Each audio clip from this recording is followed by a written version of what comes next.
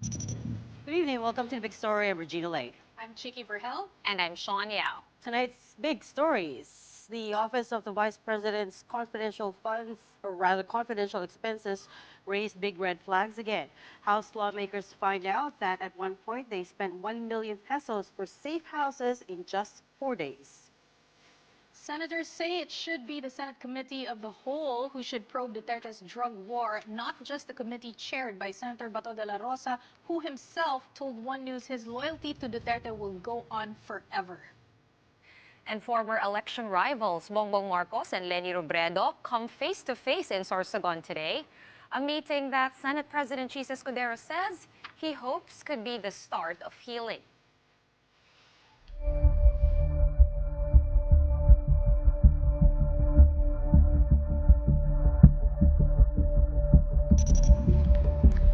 The spending of the Office of the Vice President gets flagged again, this time over the lease of safe houses that cost millions and millions of pesos.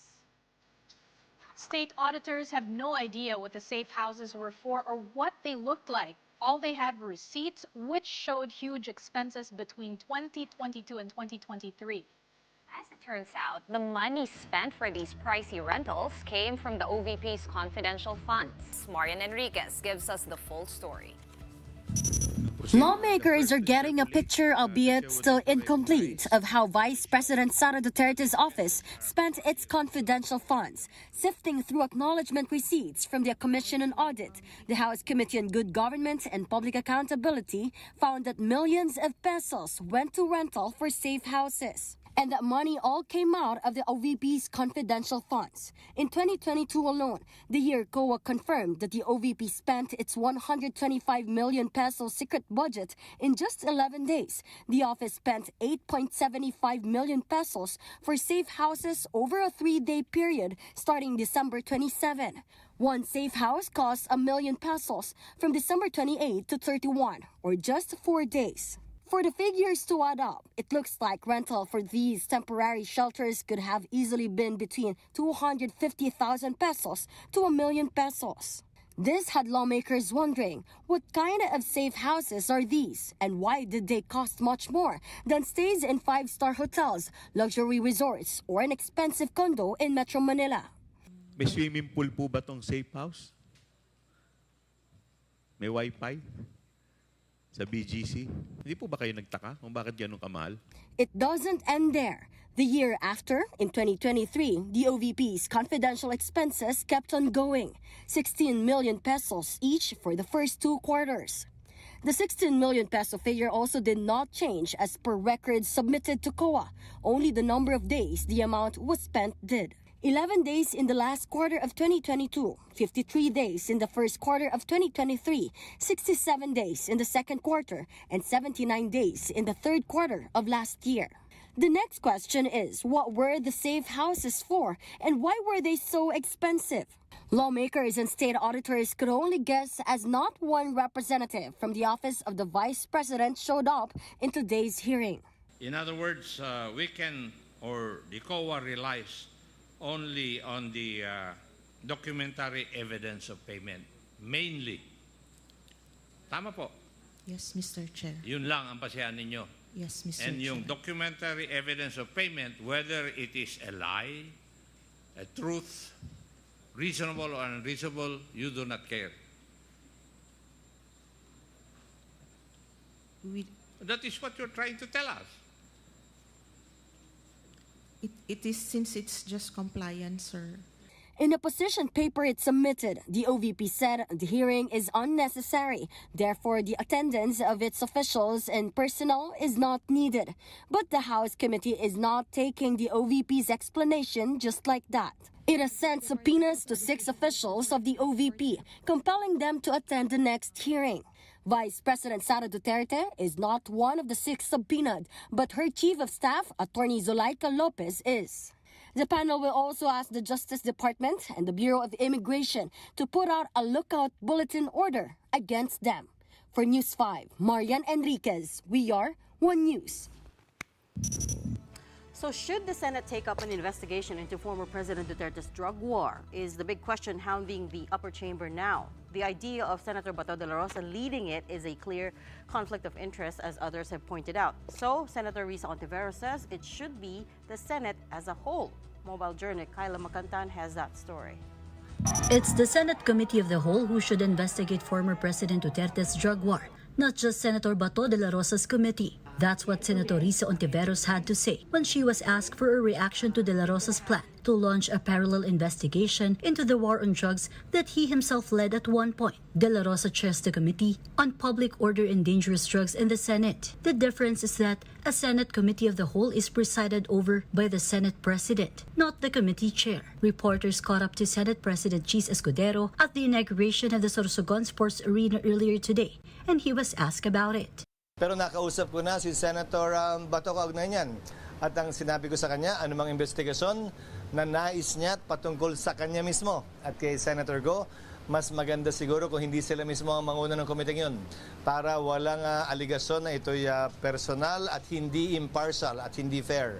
Yun ang haharapin namin siguro sa mga susunod na araw. Senator Go himself has said he's willing to push for a similar investigation. But Escudero says De la Rosa was amenable to the idea that he won't be the one to lead any hearings on the drug war. Okay naman sa kanya. No? Nagkapalitan kami ng text kagabi. Pero isasa formal ko ito sa mga susunod pang araw. Magkikita kami itong weekend pagbalik ko matapos ng kinailangan ko lamang gawin dito sa Sorsogon.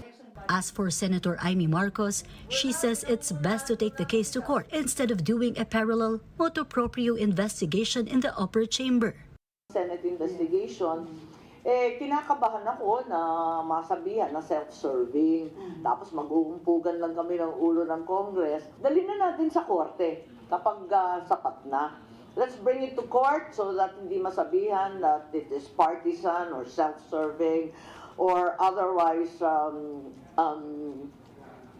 untruthful. The idea of a Senate probe came up on the back of damning testimony by former Police Colonel Marina Garma, who at last House Squad Committee hearing directly implicated former President Duterte to the drug war killing. She claimed there was a Davao model that Duterte had ordered replicated nationwide with cash rewards per kill. Marcos believes authorities now have enough evidence to go by to take the case to the court. DOJ is competent at this point to make a case with the help of CIDG, with the help of the NBI. Perhaps prosecution is in order. Ang tagal na eh. At alam naman natin as cases linger, the evidence grows cold and the testimonies become stale and the witnesses disappear. So, kinakailangan dalian na talaga. Both De La Rosa and Go have denied the existence of the reward system that Garma was talking about, though De La Rosa later said Go did give out cash allowances to police officers. House leaders have slammed the idea of De La Rosa leading a drug war probe, with Congressman Benny Abante saying De La Rosa, who was Duterte's first PNP chief, will be more biased than balanced. Likewise, De La Rosa doesn't think much of the Quad Committee. The pressure on me is nasa konsensya ko na nakikita ko na sumusobra na yung kasinungalingan na sinasabi dyan sa lower house. Kaya kailangan natin naman somehow, tingnan natin sa Senado kung magiging consistent ba yung sinasabi nila. Kasi meron tayong ibang perspective, merong ibang point of view na i-inject dyan. So, malaman natin. Mobile journalist Kyla Macantan, we are One News. Now the question is, what if former President Rodrigo Duterte refuses to attend if the hearing isn't going to be led by Senator Bato de la Rosa? Minority Leader Senator Coco Pimentel told us on Sa Totoo Lang that this shouldn't be a problem. Di ba, hindi naman dapat hostage yung Senado sa desisyon ng isang tao eh. Attend siya o hindi, kung mayroong mag-file ng resolution, i-hearing namin yan. He will deny, di ba? Alam naman aminin niya yun, di ba? So, ano yun, at least yung denial, personal niyang gagawin. it will be on record at saka narinig natin yung denial sa kanyang sariling bibig. Under oath pa. On our other program, Storycon, earlier today, Ed Lingao asked Senator Bato de la Rosa how he could possibly be fair when he has professed undying loyalty to former President Duterte. My loyalty sa tao na yan will go forever and ever. Yan, okay. I will sink and swim with President Duterte. But I also have to ask, di ba, if you're the one presiding over that investigation and from the very start, yun po yung position ninyo, wouldn't that put you in a conflict of interest? Hindi ho ba mahihirapan kayo mag-imbestiga doon sa witness kung mulat sa pool, meron kayong ganun deklarasyon? Ang sabi ko nga, loyal, tanong niyo ako ng loyalty. Bakit? Gusto niyo maging plastic ako? Gusto niyo maging plastic ako? Na magpako niyo, kunwari ako sa inyo na hindi ako loyal. Loyal ako sa tao na yan. Pero mag-imbestiga ako, meron naman din akong function bilang chairman ng Senate Committee on Public Order and Dangerous Drugs na dapat kampanan. So I know where I stand. Sabi ko nga, I know where I stand. Now, the new Sorsogon Sports Arena was inaugurated earlier today, but there was another meeting there that made the headlines. A smile and a handshake was all that happened between President Bongbong Marcos and former Vice President Leni Robredo, but even that, all 3 seconds of it, had the internet buzzing a lot today. Marcos and Robredo were supposed to share the stage, but Robredo had to go back to Naga. In the president's speech, he emphasized the need for unity to achieve effective governance. Maaring may pagkakaiba tayo sa paniniwala at sa opinyon, ngunit alam ko na tayo ay pinagbubuklod ng iisang hangarin na may angat ang antas ng pamumuhay ng bawat isang Pilipino. It was Senate President Chis Escudero, a Sorsogon native, who invited Robredo to accompany him in welcoming the president to the Bicol region. Attorney Barry Gutierrez, Robredo's spokesman, said that Robredo also has family roots in Sorsogon. Whatever their motives, Escudero expressed hope that the meeting could be the start of quote-unquote healing amid their political differences. Tingin ko rito, unang hakbang tungo sa paghilom ng kung anumang sugat, anumang hindi pagkakaunawaan, dahil alalahanin ninyo, anumang debate o pagkakaiba namin ng pananaw ay politikal, hindi personal. The PNP has made good on its threat and filed sedition complaints against members of the Kingdom of Jesus Christ, including one of its lawyers, attorney Israelito Torreon. This is in relation to the police's attempts to serve arrest warrants to Kibuloy and his co-accused in August, which resulted in a tense standoff. Ria Fernandez with the details. Apollo Kibuloy's lawyer, Israelito Torreon, SMNI hosts Lorraine Badoy and Jeffrey Celis, and several others are now facing sedition complaints. PNP CIDG Chief Police Brigadier General Nicolas Torre led the filing of the complaints before the Justice Department. Torre said the respondents committed or incited sedition during the serving of the warrants of arrest against Kibuloy and other fugitives at a Kingdom of Jesus Christ compound in Davao City last August. Cases na final natin today on same set of people, 13 people actually ang ating kinasuhan ngayon with other John Does and Jane Does. Ang mga knowledge namin doon, ang kanilang mga ginawa, like calling on the people to rise against the government, to prevent the police from serving the warrant of arrest, and many others. So yan ay lalabas naman sa pag nagtumakbo na ang pag-iimbestiga ng DOJ. Torreon, who attended a pre-trial of Kibuloy's human trafficking case at a Pasig RTC, was not at all surprised by the cases filed against them. General Torre has been threatening us even after the siege. Now he really truly did it. For his part, Torreon says he does not recall having said anything that would equate to sedition or inciting it. I was even at a loss as to where did I utter words that would incite to sedition. I was just defending my client. As for his client's pre-trial, Kibuloy's request for hospital arrest was denied by Pasig RTC Branch 159. In their motion, Kibuloy's camp claimed that the pastor had existing medical conditions and that he was having a hard time at the PNP Custodial Center. The PNP, however, refuted this. The court did allow Kibuloy to visit a doctor or be hospitalized if needed. It also granted Kibuloy's petition to attend hearings online from the PNP Custodial Facility in Camp Crame. As for the Senate's request to allow Kibuloy to attend its hearing on October 23, Attorney Torreon said they have filed a motion with the court against it.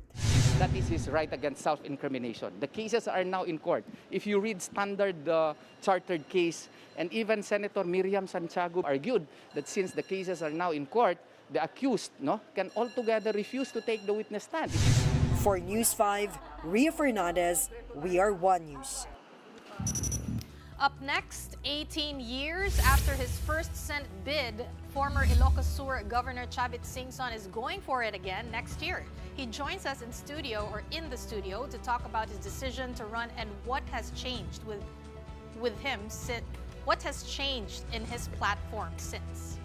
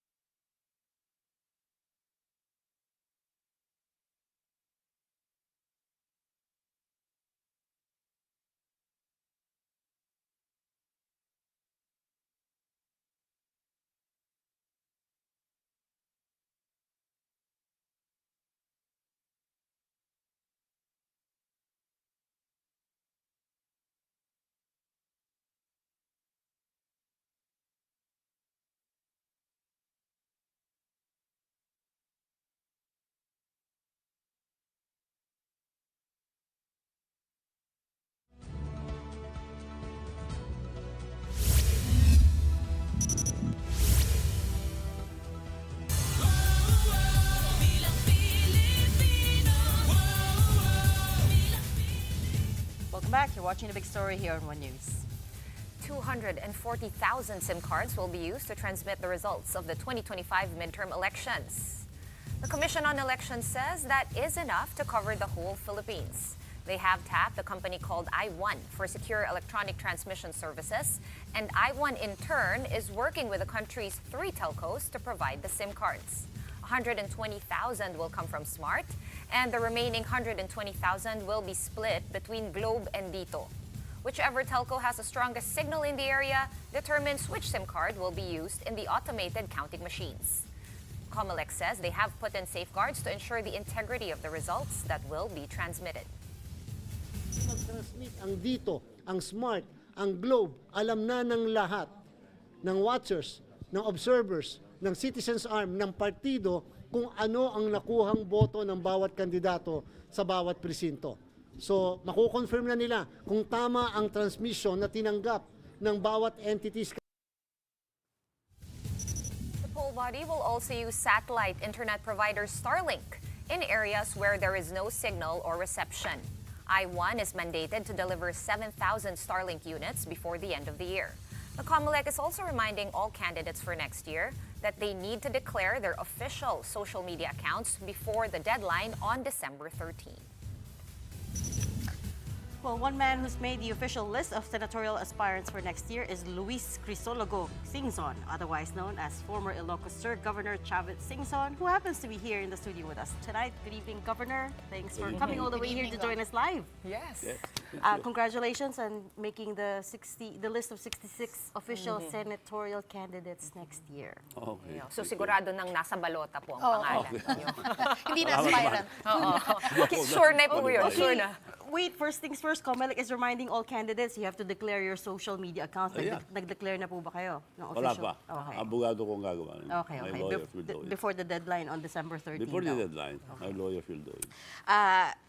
Why are you running? Why do you want to be in the Senate? Well, I didn't intend to run. I only decided very late because I'm contented with my province because we used to be the poorest. Now we are the fifth richest province in the whole country. We used to be the most notorious. We're now very peaceful in Ilocos Sur with the help of our constituents. So I'm just helping others. We have a lot of projects, like the modernization program of the government. It's a long-time program of the government to modernize our jeepneys into electric. And they sent the drivers to Land Bank to borrow money and put a down payment of 500 with interest. So nobody would like to do that. So one time I invited President Marcos to my Your office? Do you have a dealership? No, in my new product, the Dongfeng. I'm now the distributor of Dongfeng, and the first, the third largest in China, but they're the best now in China as far as electric is concerned. Because of the batteries that they have, one charging can run up to 630 kilometers. Yeah. Okay. Before we talk about the e-jeepneys, I fact-checked you just now. You're correct. Ilocos Sur is now the fifth richest province in the Philippines. Your total assets was to the tune of 21.5 billion pesos last year. So you're correct in that. But specifically, bakit po the Senate? I mean, you could have gone for LGU position. Sanay po mayor, kasi governor sanay po again. kami pagka Governor Singson, yung governor, you've been mayor, usually po nasa local post po kayo. Yes. Bakit specifically It's po been- the Senate? Because of the project that I'm making. There are a lot of red tapes. I'm donating already a lot of red tapes. So several times, I am partnered with the big companies, other big companies in Korea. We have a factory, in fact, in Korea, which I bought it in, I don't know when. But we're doing a lot of fast boat, submarine, unmanned submarine, overcraft, and others. So and electric vehicles. So one time when I invited President Marcos to introduce Dongfeng cars, I mentioned to him that there is a long-time program of the government of electric vehicles, and it's not moving. So with your administration, Mr. President, it will happen, because I'll provide all the electric vehicles, electric tricycles, motorcycles. No down payment, zero interest, no guarantee for the drivers. The guarantor will be the mayors, governors, congressmen, the LGUs, or the transport group, or the any entity. Mga kooperatiba. Cooperative. Saan po yung cooperative. red tape that you're saying that you encountered? Saan yung red tape? Yung Doon sa red tape. business po ninyo, sinabi nyo. You said you want to run for Senate because of the red tape that you Red tape. encounter. Like, Where for is the red example, tape? I've been, like I said, I have a lot of partners in Korea. Even the government, like the Korean aviation industry, and U.S. also heard about it. They partnered with me. So we are supposed to refurbish a jet to be donated to allies. But the beneficiary should refurbish that jet. And it costs so much. So all the countries wanted, but the refurbishing is 90 million. So nobody, all back out. And my partners talked to me, and we can do it. We can do it for a lower price. Only Lockheed could do it, but we can get some employees from the Lockheed. If you partner with us, we can do it at much cheaper. So we partnered. All they need was a request from the Philippines. It took more than a year, the request from the military. So it was delayed until we talk about refurbishing. We will donate 2 fighter jets. But we need a request. But the red tape, so a lot of red tape, it was too late when they signed it, when we sent it in the Congress, it was stuck there because Ukraine had a war already with Russia. Okay. So Well, it how would never you, happened. some people would say, no, Gov, baka isipin nila, nako, syempre, sinabi nyo na nga, no, like the last time we interviewed you, sabi mo nga, negosyante na kayo. Of course, we're hearing all these programs. You actually have a platform, Transportation and Finance, which you said nung nag-file kayo ng COC. But some people, yung mga critical dyan, baka sabihin self-serving naman. Ano po yung pwede yung sabihin sa kanila para ma-kontra po yung impression na yun? Self-serving. What do Further you because mean of by your business. self-serving? That Kumbaga kasi dahil to help your business, ganon. with the that's it's not a conflict of interest, not at all, because I am doing this for the people, for the drivers. So this is the story. Now, when I said that I will do it, I'll provide all, 0 interest, no down payment, No collateral? no collateral, guaranteed only by the LGU. LGUs. So, where will I get the money? I borrowed it from Korea. With my partners. My partners there are also electric manufacturers. They call their group as E-Mobility Group. And you will be focusing on, ito nga, yung jeepney modernization, Yes. mga tricycle na lumang units. Yes, all electric. So I asked first. It was very hard for me because I went first to DOTR. It took them a long time before they. When I talked to them, they said yes. When my partner from Korea went there, they don't entertain them because I cannot tell you the reason. Somebody's interested, I think, to supply them other companies. But anyway, it took me a long time. It took a long time. So a lot of red tapes. Sir, So- Gov, sinabi niyo po na qualified drivers, yun nga, need no down payment, no collateral, Yes, no yes. interest. Have you defined sino yung magiging qualified drivers po natin? So No, not transport group. everyone. The transport group, ang kausap ko, I'm talking to the transport group and cooperative. So ito yung mga nag-consolidate na para sa jeepney modernization. Yes, because it was consolidated already.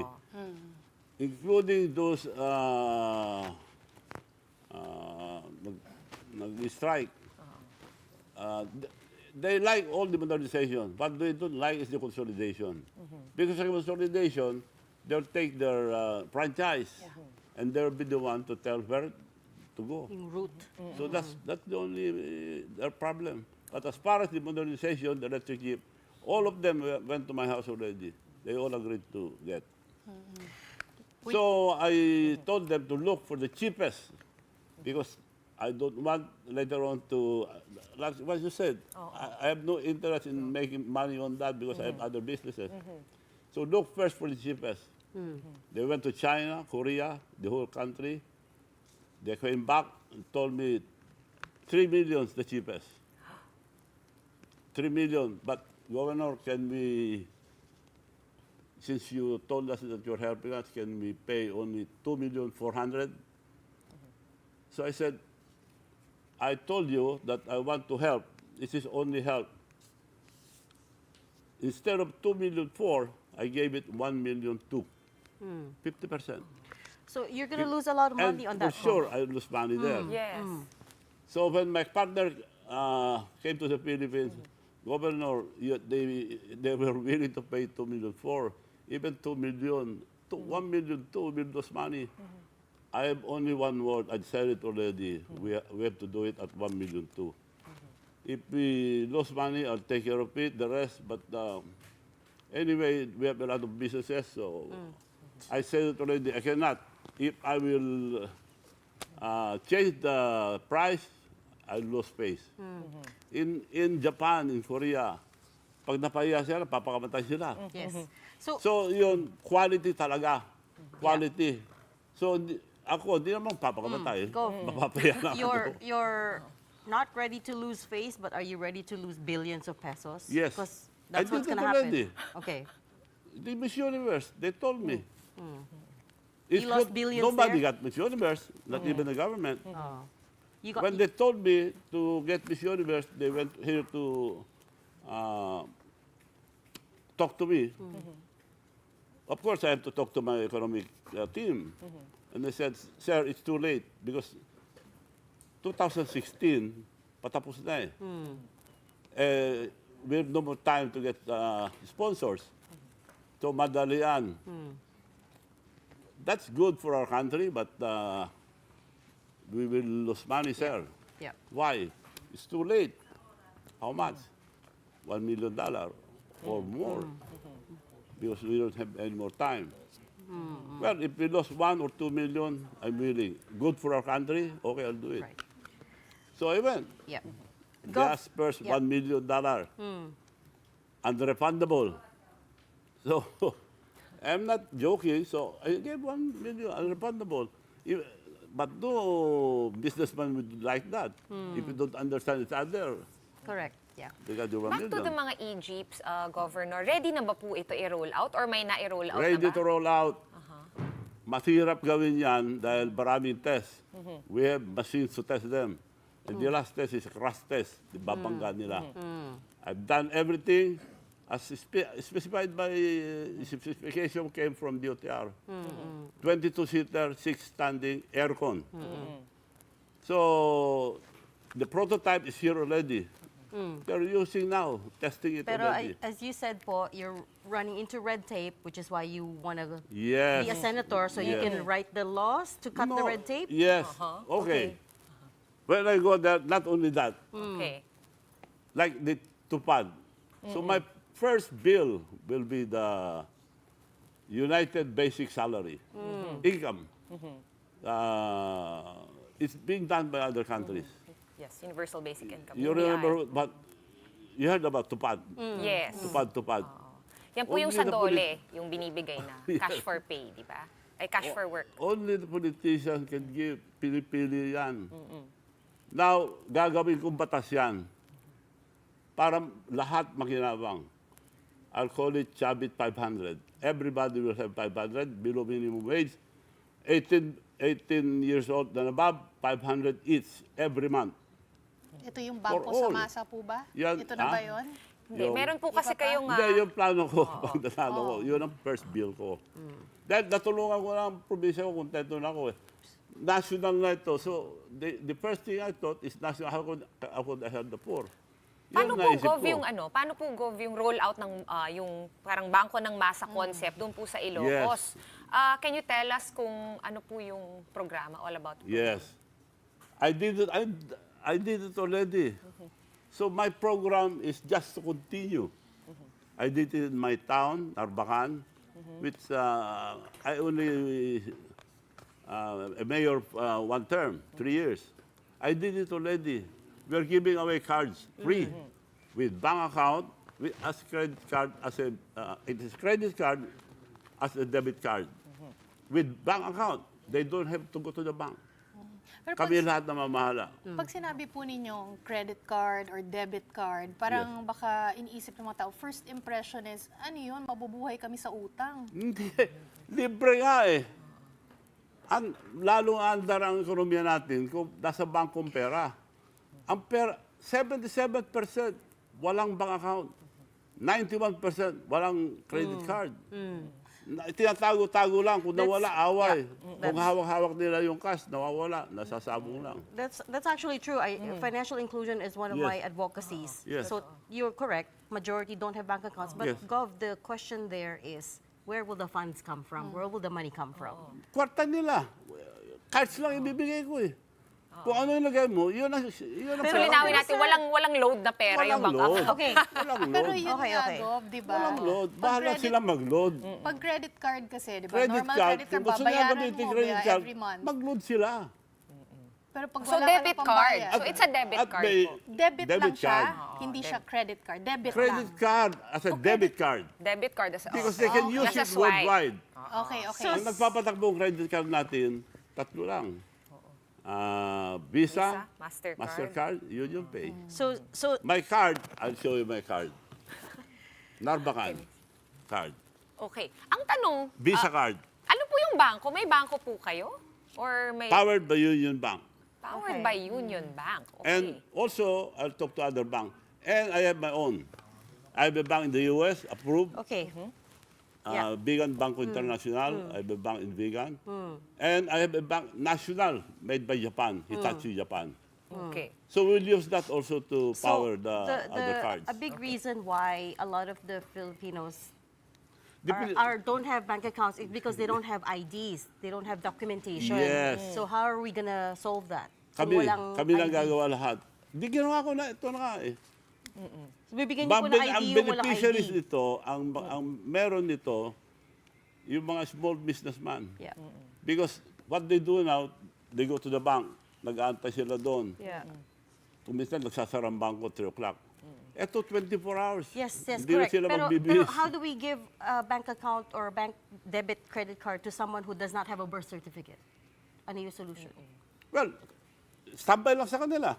Kung gusto nilang gamitin, like paying their bills or any bill, national bill, or magbayad ng kuryente, doon lang. Hindi na sila lalabas. Minsan po kasi, Wait. mahirap Just to mag-open ng clarify, account. hindi sila maka-open ng account because they don't have birth certificates or Yes. any IDs. Yeah. So how do we solve that part first? Because there's no bank. Yung nga trabaho ang opisina ko eh, because I have a telco company. So, sanay na kami dyan. Okay. Puro IT empleyado ko. So, ang anak ko mag-a-assist na, po kayo to yung get yung mga congresswoman birth na anak cert? ko, is a graduate in Harvard and IT, siya ang gumagawa itong card. So, siya ang mahala lahat sa mga bangko. So, umandar ito. Igawan ko kayo, subukan nyo. Okay. So, And it's worldwide because it's Visa. so paano yun? Kunyari, Filipino citizen ka, base sa nasabi nyo before, no, 18, basta adult na Filipino, ay pwede kang kumuha ng card. So, matik ba na pag Philippine citizen ka, meron ka ng card? Yes. Ganun na yun? Anybody who has this can use it. Basta ikaw mag-load. Oo. Oh, yung walang pera, lalagyan lang niya ito, mapapadala na niya. Ang beneficiary nito, what we call the overseas workers, hero, wala naman tayong ginagawa. Ito, pag binigay ko ito, they can send it straight to their families. By not going out. Sino po magbabayad ng credit card if they're unable to pay? Yun na Credit card, hindi mo magagamit kung hindi mo lagyan. That's So, why it's a debit talaga card. siya. Debit So talaga. it's not a credit card. So it's Credit debit. card as a debit card Debit if you load. okay, not the traditional credit card is what you're saying. Yes, but you Okay. can use it. I'm Because- using this as a credit card. Yes, we understand the concept. Visa Pero po- card eh. Okay, If so it's a Visa card, worldwide. Yes. okay, so it's really what you're after is debit cards. Debit card. Okay. Debit debit card. card Debit siya. card.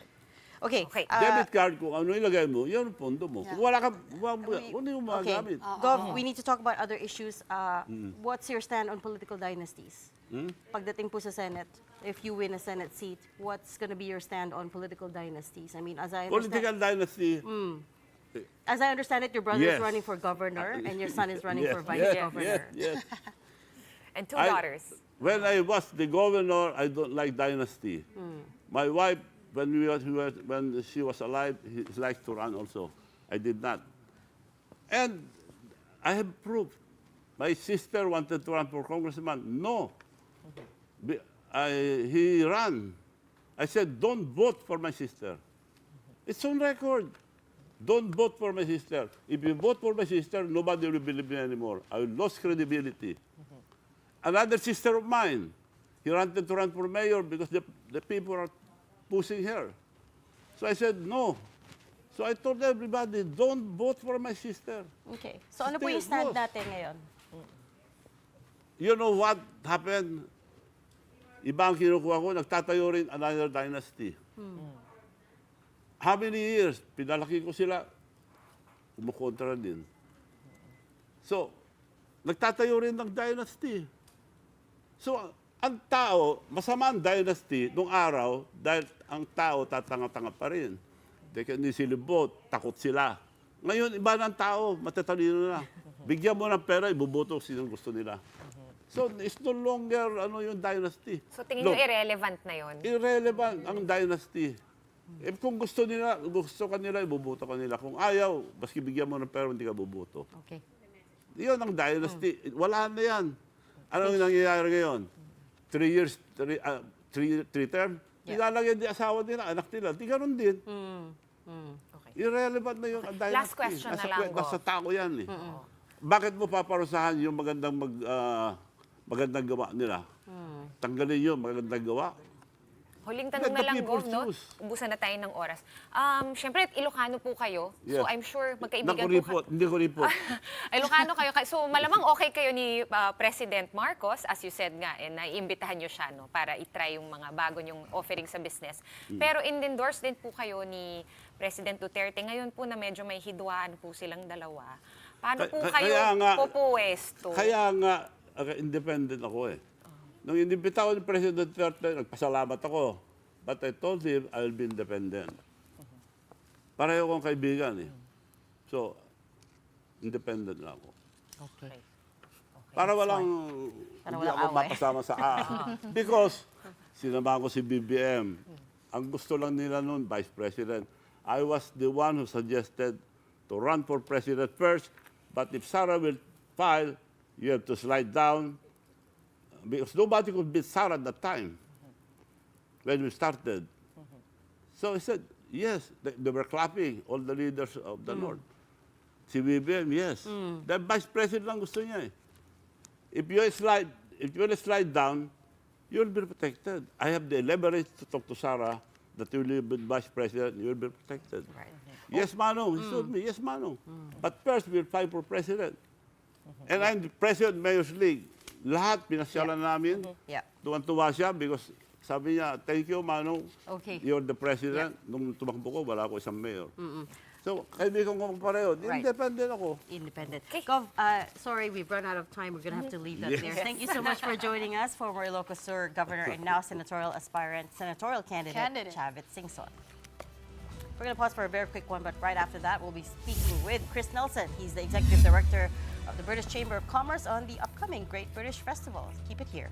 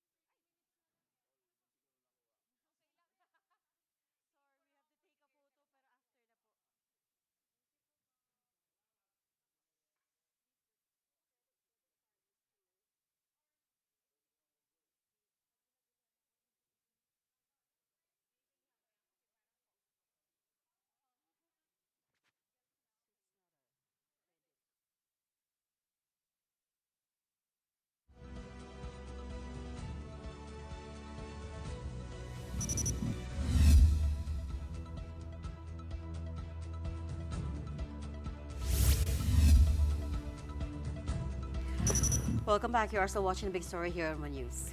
Here's a little something to look forward to for the weekend. The Great British Festival is back, taking place on October 19 and 20 this year at the Bonifacio Global City. It is an annual festival co-organized by the British Embassy Manila, the British Chamber of Commerce, and the British Council Philippines. Now, this year is extra special as it coincides with the UK-Philippines Friendship Day and marks 78 years of diplomatic relations between the two. British Ambassador to the Philippines, Laura Bofel, says the festival will celebrate the rich cultural ties between the two nations. Joining us tonight to talk us through that Great British Festival, we have Chris Delson, Executive Director of the British Chamber of Commerce, who joins us live from the United Kingdom. Chris, it's great to have you back. Thanks for your time. Yes, I hope you can hear me clearly, and good evening to everybody and your viewers. Yes, we can hear you clearly. What can you tell us about the 2024 Great British Festival and what sets it apart from the ones before this year's edition? So I'd say, first of all, we've managed, and we're very happy to say it's grown. Last year, when we revived it, we had 38 participating companies. We've increased that by almost 50%. We're now up to 56. We anticipate even more attendees. Last year was 50,000 estimated by the Fort Bonifacio Development Corp. And we have a rich and varied program. And this, as you rightly said at the beginning of your program, highlights on the 20th, it's the UK-Philippines Friendship Day, and even reinforces the close ties, and I would say continue to grow close, both through obviously culture, friendship, and increasing trade. So a much bigger event, and we're very pleased to welcome everybody from the 19th and 20th, starting at 10 a.m. until 10 p.m. 56 businesses, did you say?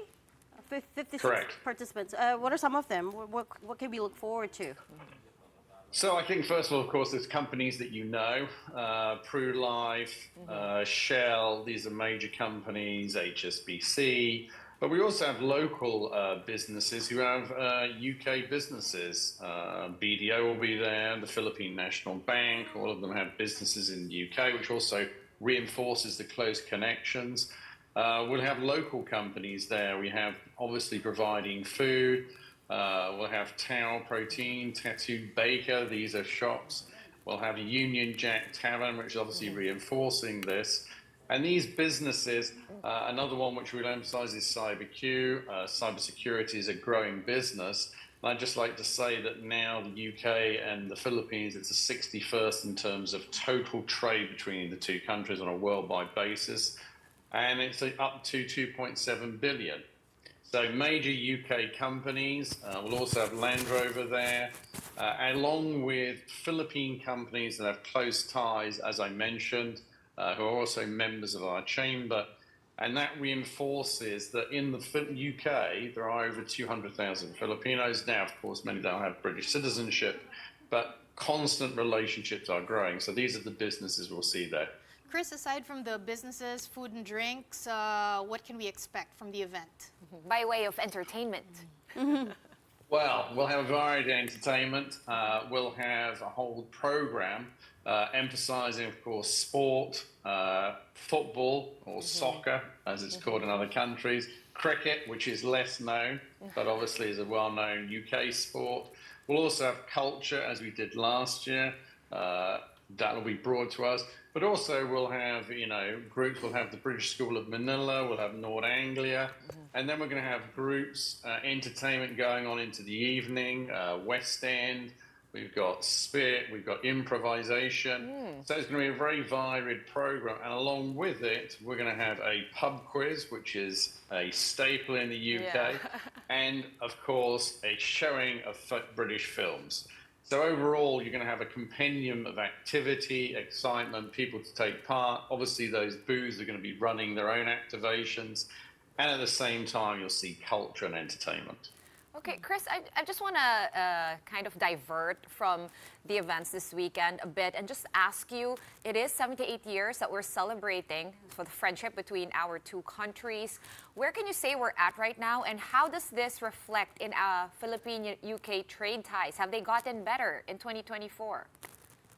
Oh, I think it's steadily increased. I I mean, look, if you look at it, we've been working this as a chamber. I've been with the chamber over 10 years, and I've seen a constant growth. We've seen companies, and if I can just highlight, particularly in 2024, we've seen that continuing to grow. One aspect which I'll just highlight is we work very closely with a trade board called the Horticultural Development Board.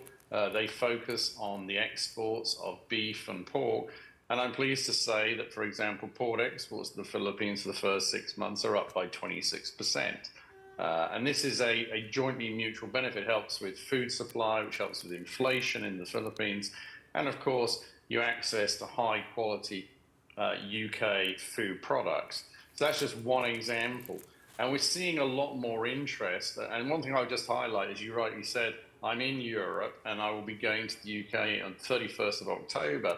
And there's going to be a Philippine economic briefing when the economic team from the Philippines, that includes the Department of Finance, Department of BSP, Budget Management, and also the Special Officers, Secretary Go, will be there presenting on investment opportunities in the Philippines. And I think that's a reflection of the growing ties. And we're hopeful to keep growing and obviously get that figure up from being 61st in terms of ranking between the UK and the Philippines to a much higher figure. So yes, a lot of interest, but we can continue to do more. Still in the growing ties, are you going to be providing opportunities for those who would like to study in the UK or maybe those who have not yet decided on studying in the UK? Although we ourselves are past the studying age, really. But Not the self-serving question at all. Not at all. Yeah, I think you can all, yes. Well, we will have actually a very wide selection. In fact, the highest number of companies is on education. And that reflects the fact that we have high quality education. As I mentioned, we've got the British School, Nord Anglia. But at the same time, we've seen continuing growth of interest in UK universities. And linked to that also, let's not forget, the UK runs a thing called Achieving Scholarship, which actually supports scholars, particularly after an undergraduate course for a one-year program. So you're quite correct to say education is a key theme, and UK education is known through the world, and we're very pleased to see Filipino students taking advantage of that. And that also strengthens ties between the two countries. And there are now a number of Chevening scholars, and that has reinforced that. We work with the British Council as well, who are a key part of this festival. Right. Chris, to that point about agriculture, the British Chamber actually was a huge proponent of the Anti-Agricultural Smuggling Economic Sabotage Act, which the president just signed into law 2 weeks ago. Basically, it penalizes, smugglers, hoarders, and cartel activities more severely. But what specifically is the British Chamber hoping to get out of this? So, look, we're very pleased it was signed. Some of our members were also keen to be part of that. It was one of the priority legislations. And I think it reinforces a couple of points. The first is that it obviously wants to support the local sector, but also protects legitimate exporters and importers. And as we see, agriculture is a key, and food supply is very critical. And I would just highlight back to your question that it's pleasing to see that inflation has actually gone down again in the Philippines. And one of that reasons, and one of the key factors of that, is on food pricing, of which, of course, you have rice, but also you have, obviously, meat products. So I think you're quite right. I think what we see from this is that, A, it reinforces the agricultural sector, it protects legitimate exporters, importers, and also is a protection to the consumer that they're obviously going to be buying from legitimate, quality, sustainable food. And any other legislation you're looking to push after this? What's the next thing? Yes, thank you. We're actually looking to push two specifically. One will be the Cybersecurity Act. We think this is a very critically important bill. I would commend already they've passed the Anti-Financial Scamming Act. But to reinforce that, we would like to see the Cybersecurity Act passed. And we also would like to see the E-Governance Act passed. The British Chamber is proud to be an ARTA champion, an anti-red tape authority. And in that, one of the things we think will should improve is e-governance. When we've been working with companies, actually, that's always their question, how easy to do business, what is the issue of red tape, and in that, if we can do e-governance, I think that will strengthen the system. Well, nobody's going to be disagreeing with you in terms of red tape and doing business here in the Philippines. Again, Chris, thank you so much for your time. Chris Nelson, Executive Director for the British Chamber of Commerce here in the Philippines. Red tape seems to be the theme for the evening. The theme for the evening. I agree. Before we go, here's our big picture tonight. It's the traditional jeepney. Why? The consolidation program of the Jeepney Modernization Initiative has been reopened. Traditional jeepney operators that failed to consolidate and are now considered colorum are once again given a window of 45 days to apply. But LTFRB Chairman Teofilo Guadis said that unconsolidated drivers and operators can only join existing cooperatives and cannot form new ones. Also, newly consolidated drivers and operators will automatically be eligible for a 10,000 peso fuel subsidy. The LTFRB's decided to reopen the consolidation following a request from the Senate. I just have to say, two themes for tonight, red tape and the Jeepney Modernization Program. But again, red tape. I think Governor Chavez should be talking to the British Chamber. They seem to be aligned. Well aligned. Red on tape, the quite glaring initiatives. tonight. Yeah. But I mean, it's no one's going to argue with the I mean, just the fact that our two guests tonight brought it up. it's constantly a pain point for a lot of businesses, red tape, right? That's a fact. Right. On that note, that's it for the big story on this Thursday night. We are One News, all sides, all the time. Thanks for tuning in. Have a good night.